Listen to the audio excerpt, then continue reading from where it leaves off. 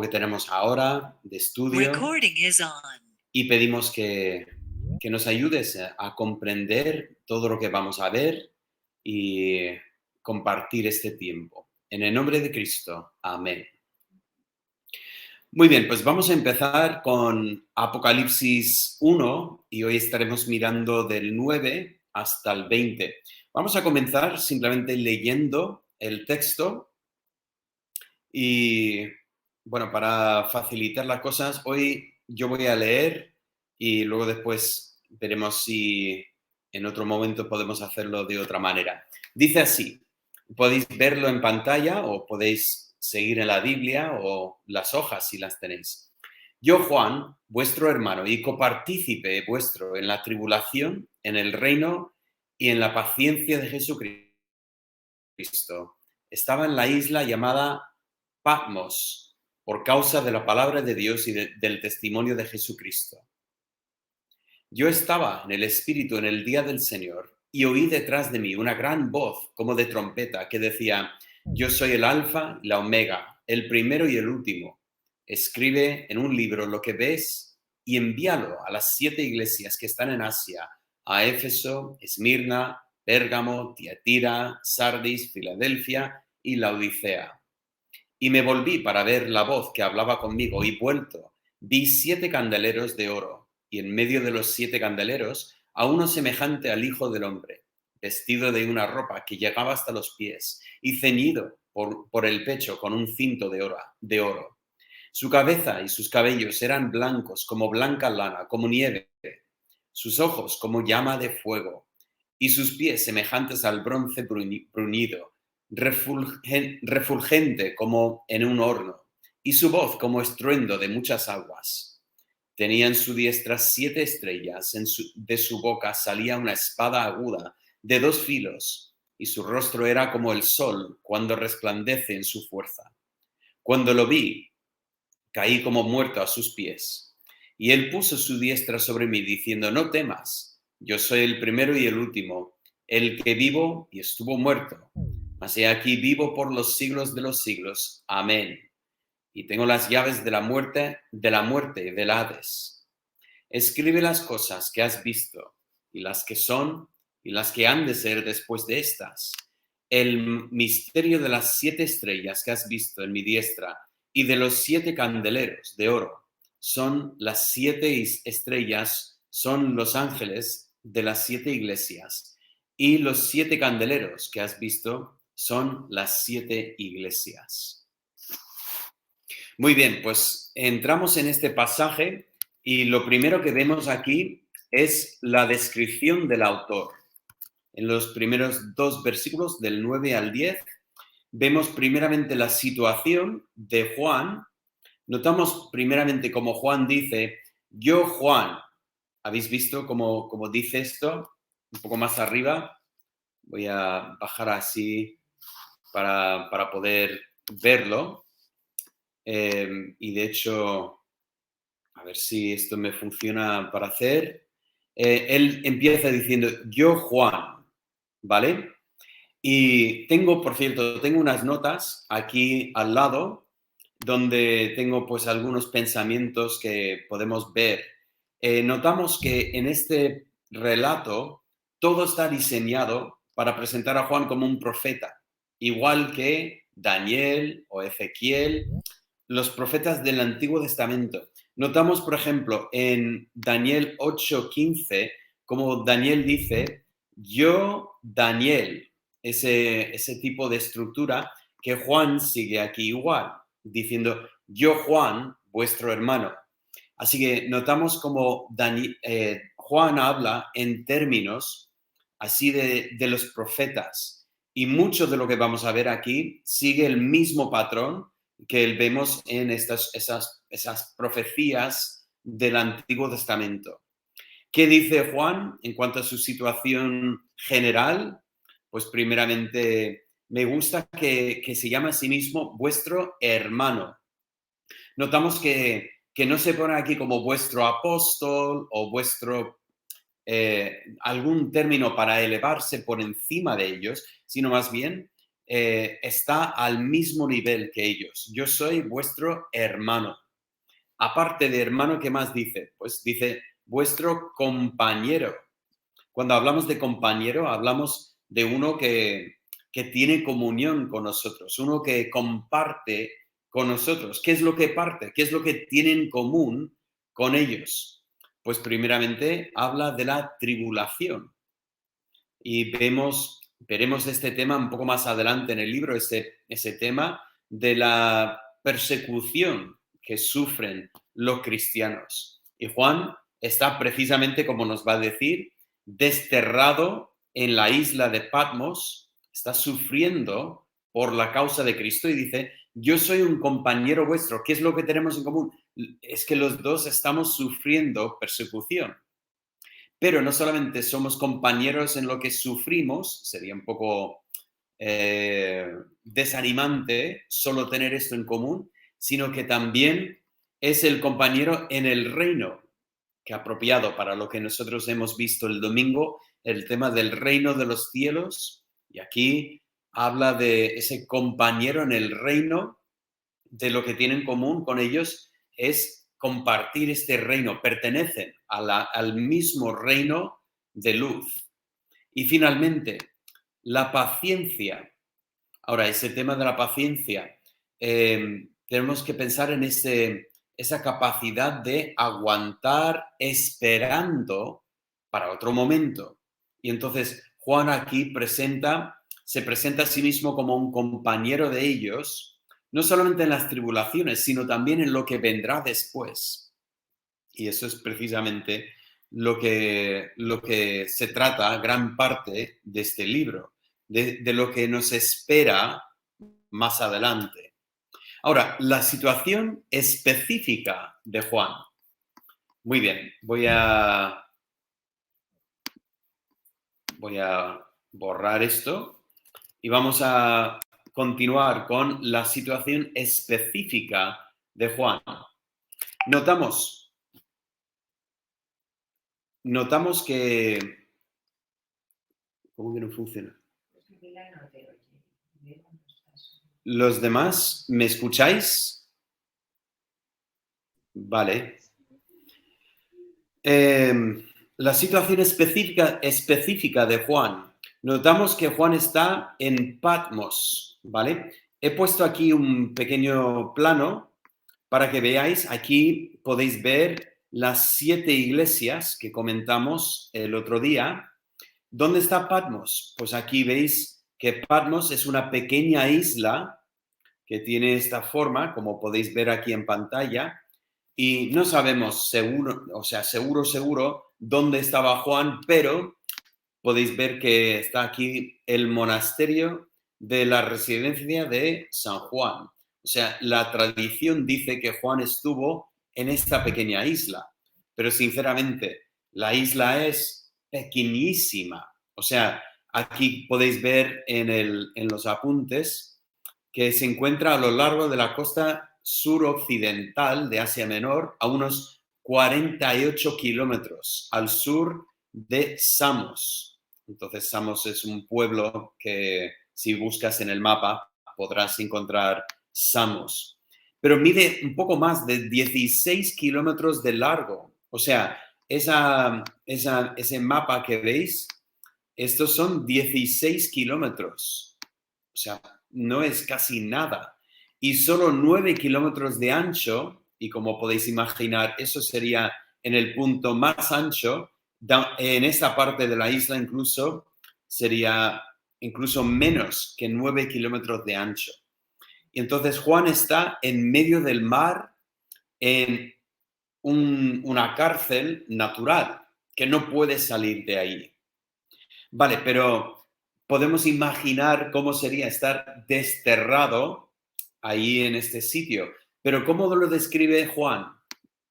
Juan lo salta, o sea, casi que no le da importancia y nos dice que estaba en el Espíritu en el día del Señor.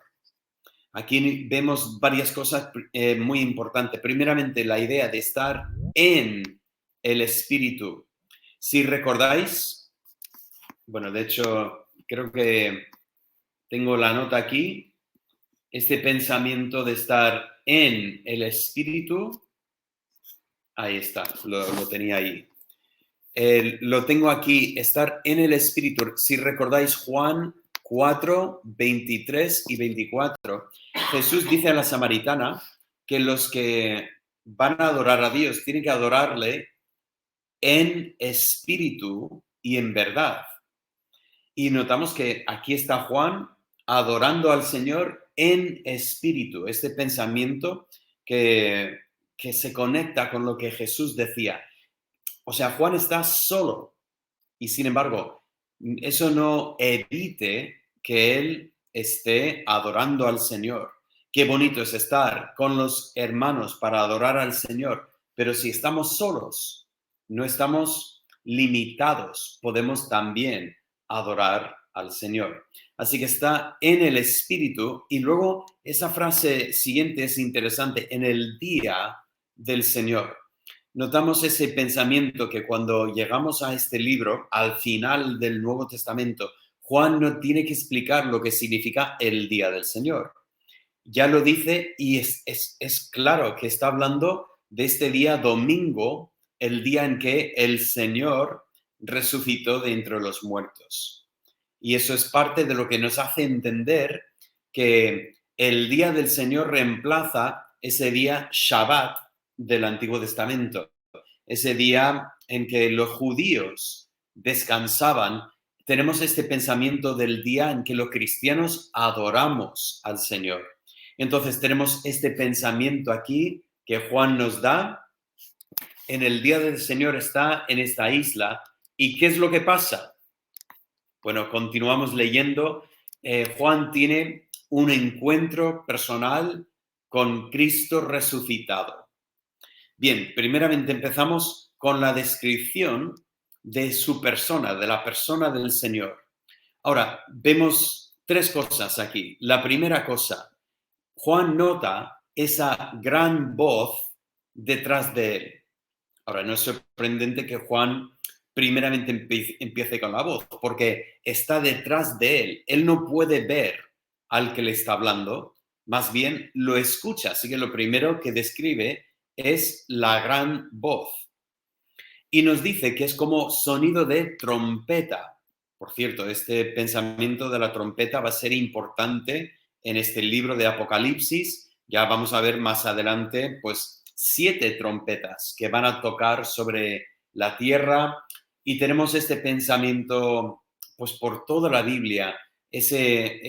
Una voz potente es como el sonido de una trompeta. Y de hecho, es justo el sonido que nosotros estamos esperando. Nos dice que cuando Cristo vuelva a recoger su iglesia, a tomar su iglesia, a arrebatar a su iglesia, que lo que se va a escuchar es una voz como de trompeta, la voz del arcángel, más fuerte que un arcángel. Pero luego nos da otra descripción de esta voz y lo describe como el sonido de muchas aguas. Y aquí tenemos también este pensamiento bueno, si has estado al lado de un río, o mejor aún, de una catarata, a veces el sonido es tan fuerte que ni se puede hablar. Ese es el pensamiento. Es un sonido que tapa todo, que cubre todo. Así que describe su voz y entonces Juan, escuchando esta voz, gira y ve la apariencia de la persona que habla con él. Le llama el Hijo de Hombre. Qué interesante. Este es el título que siempre utilizaba Jesús para describir a sí mismo. Él siempre hablaba de sí mismo en términos del Hijo del Hombre. Y aquí Juan describe a la persona que ve como el Hijo del Hombre, pero no es igual que era el Señor Jesús cuando estuvo aquí en la tierra. Más bien, notamos que tenía ropa que era blanca y un cinto de oro. Luego, en su cabeza, sus cabellos, todo es blanco como la lana o como la nieve. Sus ojos son como llama de fuego, sus pies bronce bruñido, refulgente, o sea, este pensamiento de como si fuese fuego. Luego después describe su boca, como salía una espada de dos filos, que por cierto, un poco más adelante en el libro veremos este pensamiento. Yo he puesto aquí Hebreos 4:12 y en Hebreos 4:12 vemos que describe la palabra de Dios que es más cortante que una espada de doble filo. Y aquí vemos esta imagen de su boca que sale esta espada y finalmente su cara la describe como la fuerza del sol resplandeciente, algo que ni puedes mirar. O sea, mirarlo es imposible, contemplar su cara. Ahora, cuando pensamos en estos puntos que describe Juan, ¿qué aspecto nos da de esta persona? Es una persona amigable, eh, fácil de conectar, que queremos ir a darle un abrazo, o es un personaje que merece un respeto profundo, obviamente. Es que esa descripción parece terrible, parece que querría Juan levantarse y salir corriendo, pero curiosamente no es lo que hace Juan. Juan no sale corriendo, más bien Juan cae de cara delante de este ser porque lo reconoce. Os recuerdo, Juan había visto al Señor aquel día que el Señor lo llevó junto con Jacobo y Pedro a un monte. ¿Sabéis qué historia estoy diciendo, no? Ese monte de transfiguración. ¿Y qué fue lo que vio Juan ese día?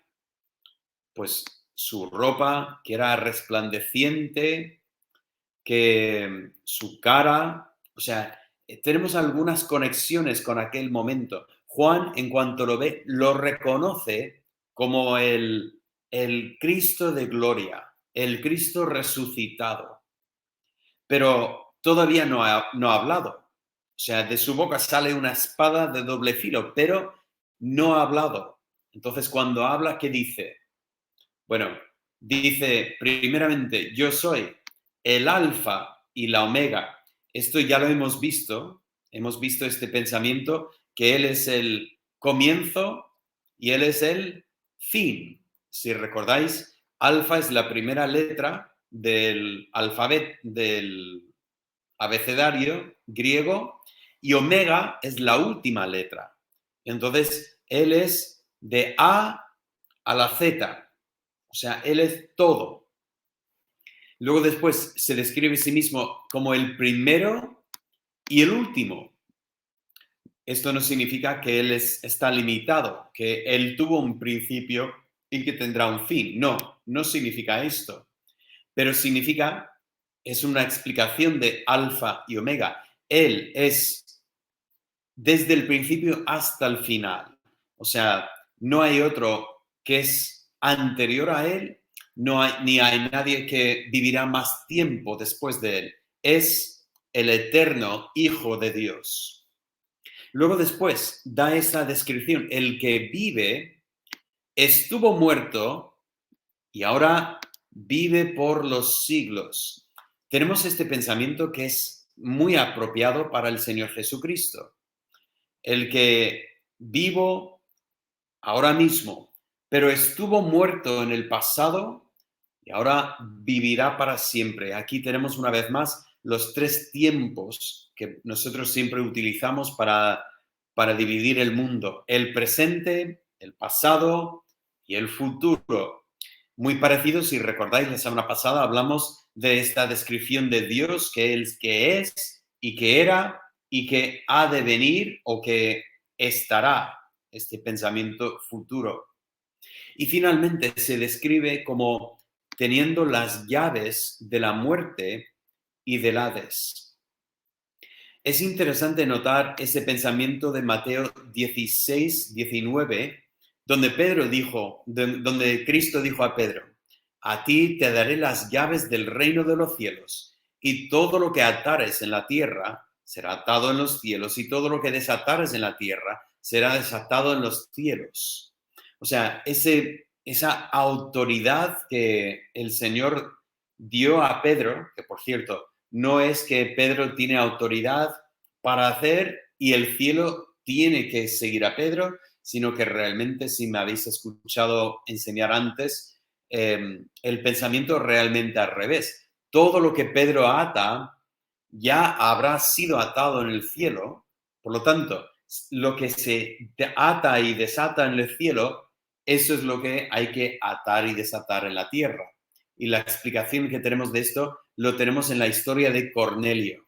Pedro no quería dar el evangelio a ese gentil y sin embargo Dios dice, lo que yo llamo limpio, no llames tú inmundo.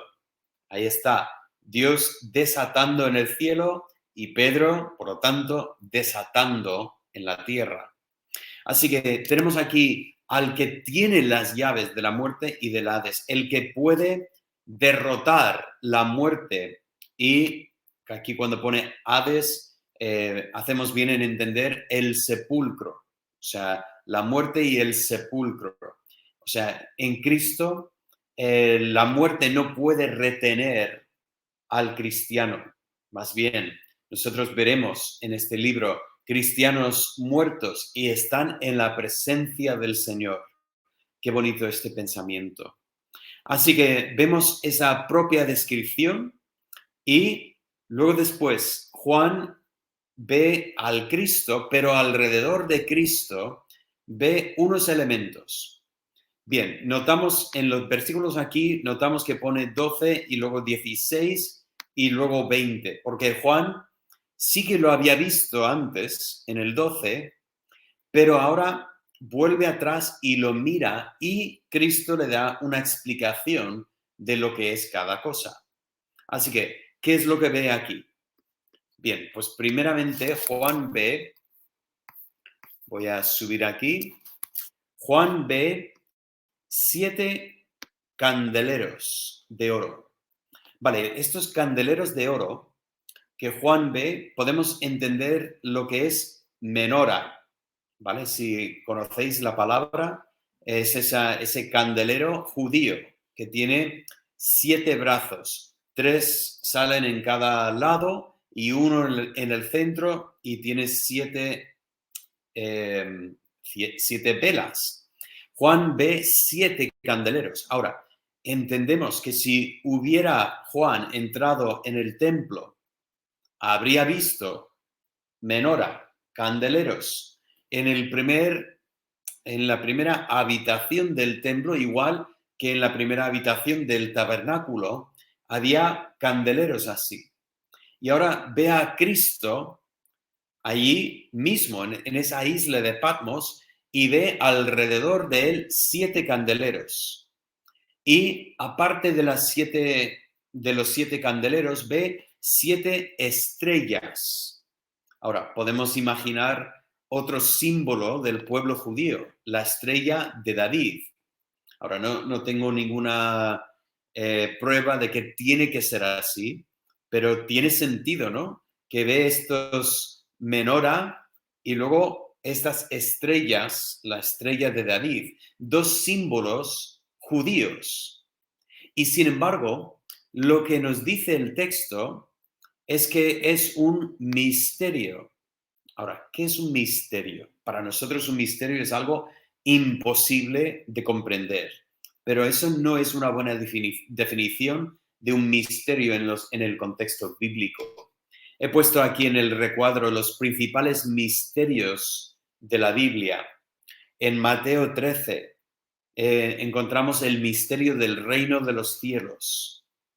En Romanos 16 habla del misterio de la salvación en Cristo Jesús. Y podéis ver este recuadro, incluso podéis buscar y estudiar. E incluso en Apocalipsis, un poco más adelante, nos va a decir en el capítulo 17 que hay un misterio de Babilonia, la gran ramera. Ya iremos comentando un poco cuando lleguemos a este contexto. Pero, ¿qué es un misterio en el sentido bíblico? Pues en el sentido bíblico, he puesto aquí una nota, los misterios de la Biblia son las cosas que Dios nos ha revelado porque no teníamos forma de entenderlas naturalmente. O sea, por nuestra mente no seríamos capaces de llegar a descubrir esto. Por lo tanto, el misterio es una cosa que en el pasado era imposible de entender, pero que Dios ha revelado para nosotros. Ahora, obviamente hay misterios que Dios no ha revelado todavía, e igual tenemos que esperar hasta llegar al mismo cielo para comprenderlas. Pero normalmente la Biblia, cuando la Biblia habla del misterio, es que Dios lo está desvelando para nosotros, nos está ayudando a comprender. Y entonces en este contexto se habla del misterio porque Dios le permite a Juan comprender lo que son estos 7 candeleros y las 7 estrellas. Son símbolos judíos, pero no representa al pueblo judío. Más bien nos dice que los 7 candeleros, yo voy a cambiar de color aquí, los 7 candeleros son las 7 iglesias. No son judíos, son cristianos. Y luego después las 7 estrellas son 7 ángeles. Bien, un buen sitio para hacer un comentario aquí. Ya podéis ver la nota que he puesto aquí en el margen. Aquí la palabra ángel literalmente es la palabra mensajero. Ahora, claro, cuando escuchamos ángel, nosotros automáticamente pensamos en seres espirituales con alas que pueden aparecer, por ejemplo, para dar el mensaje de Dios o algo así. Pero yo creo que hacemos bien en leer esto como 7 mensajeros. Y luego después, a continuación, veremos cada iglesia tiene su ángel o su mensajero. Yo personalmente, algunos piensan, y tiene sentido pensarlo, algunos piensan que hay un ángel que está pues asignado a cada iglesia. Qué pensamiento, ¿no? Que en Petrer tenemos un ángel que cada vez que nos reunimos está el ángel con nosotros. Puede ser. Pero yo personalmente estoy más de la opinión de que aquí este ángel es el mensajero de la iglesia, o sea, yo lo entiendo como el pastor de la iglesia. Entonces, la carta va dirigida al pastor de la iglesia y a la iglesia en general, ¿vale? Entonces, si tú lo entiendes como ángeles, como nosotros propiamente queremos decir cuando hablamos de ángeles, perfecto, pero también hay otra forma de entender esto y serían estos mensajeros de la iglesia. Bueno, vamos al tercer punto y tenemos el relato de la comisión. Pues aquí vamos a recoger el pensamiento del versículo 11 que nos dice que primeramente tenemos ese mandato, o sea, Juan tiene que escribir en un libro todo lo que él ve, todo lo que ve de las cosas pasadas, las cosas presentes y las cosas futuras. Si recordáis, esto es lo que nosotros hemos utilizado para el bosquejo del libro. El libro tiene cosas del presente, este primer capítulo, cosas que han pasado en que Dios manda el mensaje a las iglesias y luego después una gran porción del libro que habla de las cosas futuras, las cosas que todavía no han pasado. Así que tenemos esa primera comisión del profeta y luego tenemos la reacción del profeta. ¿Cómo reacciona Juan a la voz de Dios? Pues de la única forma posible para el cristiano cuando escuchamos la voz de Dios. No solamente gira para ver, sino que cae como muerto ante sus pies. No se muere, obviamente, pero tenemos la misma reacción en Isaías 6, si recordáis, cuando cuando en Isaías 6 Dios habla con el profeta, Isaías también se cae muerto delante del Señor. También pasó lo mismo en Ezequiel 1:28. Y luego después se acerca Cristo y le toca. Y así empieza esa explicación. Si volvemos atrás al texto, aquí tenemos el pensamiento. Escribe las cosas que has visto, las que son, las que han de ser después de estas. Le explica el misterio de las 7 estrellas que has visto en mi diestra son los 7 candeleros de oro, las 7 estrellas son los ángeles de las 7 iglesias y son las 7 iglesias. Pero aquí el pensamiento de tocarle para infundirle esa fuerza que necesita para que él pueda cumplir esa misión que Dios le ha dado. Bien, lo tengo bien. Pues no estoy viendo lo que estoy buscando para marcarlo. Es el 17.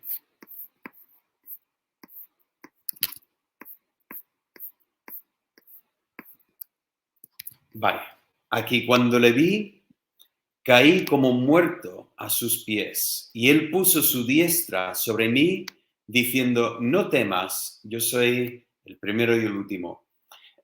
Simplemente quiero decir esto aquí al terminar en esta tarde, que cuando Dios tiene un propósito para nosotros, cuando Él tiene una misión para nosotros, siempre nos da la fuerza para hacer lo que nos ha mandado a hacer. O sea, nosotros entendemos que, por ejemplo, decimos, bueno, Cristo nos ha mandado para hacer discípulos de todas las naciones, pero Él nos da la fuerza para poder hacer esto. Nos ha llamado a la santidad, pero nos da la fuerza, nos toca y nos da la fuerza para ser santos. Nos llama a obedecerle. Si me amáis, guardáis mis palabras. No solamente nos da el mandamiento, sino nos da también el poder para hacerlo. Como dice en Filipenses, el que obra en vosotros así el querer como el hacer según su buena voluntad. Así que lo importante es que tenemos que nosotros que caer como muertos.